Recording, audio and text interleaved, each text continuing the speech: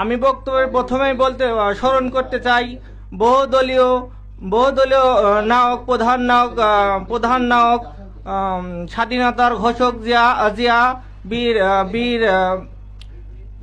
বীর মুক্তিযোদ্ধা শহীদ প্রেসিডেন্ট জিয়াউর রহমান। আমি আরো স্মরণ করতে চাই 90 দশকের কিংবদন্তি সৌরা শাসকের কিংবদন্তি তিনবার প্রধানমন্ত্রী বাংলাদেশের মমতাময়ী মা বেগম খালেদা জিয়াকে।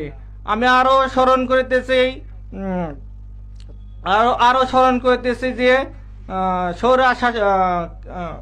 বৈষম্য আন্দোলনের প্রধান নায়ক তিনি সোনালী যৌবন কাটিয়ে দিয়েছেন এই বৈষম্যের বিরুদ্ধে দেশ নায়ক জনাব তারেক রহমানকে।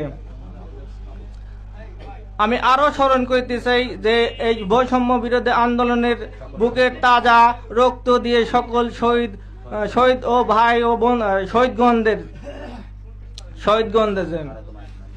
এখন আমরা একটা কথাই বলতে চাই যে আমরা একজন ছিলাম সাবু গ্রুপ, একজন ছিলাম হারুন গ্রুপ, এমন কিছু লোক যেমন মুজাহিদ গ্রুপ ছিল, কিছু লোক যেমন মুমিনুল কেউ একজন এক কথা বলছে। এখন আমাদের ধানের শীষ